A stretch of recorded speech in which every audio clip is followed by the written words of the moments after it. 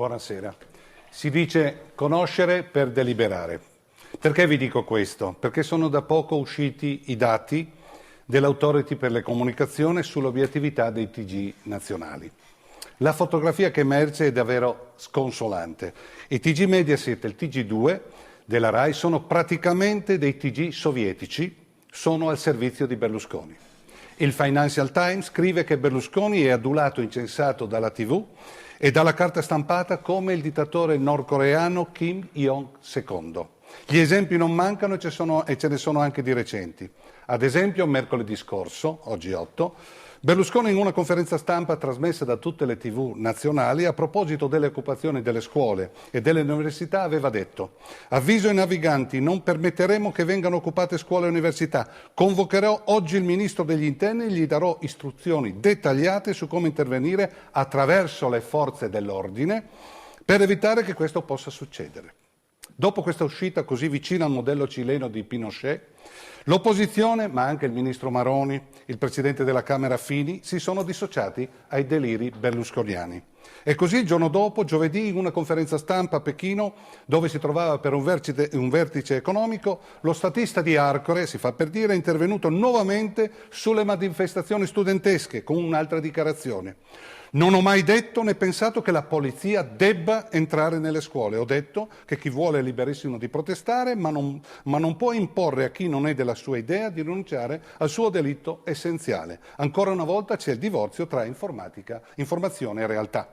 Per la cronaca voglio ricordare che la stessa Telepordenone nel suo sondaggio del TG di mercoledì scorso chiedeva favorevoli o contrari a far sgomberare con le forze dell'ordine le università e le scuole da chi le occupa per protestare. Mi sembra abbastanza illuminante. Ora, una informazione seria come avrebbe dovuto dare la notizia? Direi molto semplicemente mettere in onda il filmato della dichiarazione di mercoledì confrontandolo con la dichiarazione con il filmato del giorno dopo. Così i cittadini facevano le loro considerazioni senza nessuna mediazione giornalistica. Invece i TG Mediaset e i TG Rai, ad eccezione del TG3, non lo hanno fatto. Era brutto far vedere che Berlusconi aveva mentito spudoratamente. Questa è disinformazione degna della Cina attuale e della defunta Unione Sovietica. Con un'informazione di parte disonesta che nasconde o manipola i fatti, è del tutto evidente che i cittadini che si fanno un'opinione politica attraverso questo mezzo sono imbrogliati. Un altro esempio di clamorosa disinformazione riguarda i rifiuti di Napoli. Per Berlusconi e i suoi maggiordomi l'emergenza rifiuti della Campania e di Napoli è stata risolta. Il tutto viene propagandato come un miracolo di Berlusconi, il quale dice: ho risolto questa emergenza in sole 58 giorni. Io mi chiedo come sia possibile risolvere un'emergenza di 15 anni, che durava da 15 anni, in meno di 2 mesi. Allora non era una vera emergenza. Ma purtroppo la realtà è diversa. L'emergenza rifiuti a Napoli nella Campania è lungi dall'essere risolta. Per le strade ce ne sono ancora montagne. Se viaggiate in internet vi invito a entrare nel sito www.laterradeifuochi.it. Vi accorgereste che il centro di Napoli è stato ripulito, ma che dalla periferia della città, i comuni della cintura vesuviana, fino alla provincia di Caserta, le immondizie dominano il paesaggio. E se l'hanno chiamata la terra dei fuochi è perché la malavita oppure qualche deficiente incendiano questi cumuli creando diossina, inquinando ancora di più quel territorio già parecchio inquinato. Eppure i giornali e le televisioni non ne parlano. Perché? E poi il fisco, chi ne parla più?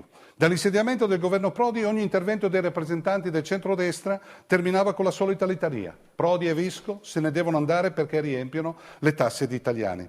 Poi continuavano: quando vinceremo le elezioni abbasseremo le tasse perché così si sostengono i consumi scaldando la domanda interna, creando quindi un ciclo virtuoso per la nostra economia. Ora che il centro-sinistra dice che dovrebbero essere abbassate magari solo le prossime tredicesime, Berlusconi dice che non le può abbassare perché siamo in periodo di crisi, ma è proprio la situazione economica attuale che richiederebbe il taglio delle tasse. Per oggi in TV, sui quotidiani, la questione fiscale è scomparsa e non paghiamo meno tasse rispetto ai tempi di Dracula Visco. Anzi, sono aumentate, ma nessuno va col microfono in mano a intervistare i cittadini nei mercati rionali. Forse il problema della quarta settimana è risolto? Non mi pare. Come vedete, il problema dell'informazione nelle democrazie è fondamentale. Chi possiede i mezzi di comunicazione ha la possibilità di condizionare, manipolare e modellare le coscienze a proprio uso e consumo. Quindi un consiglio: occhi e mente bene aperti. Arrivederci a mercoledì prossimo.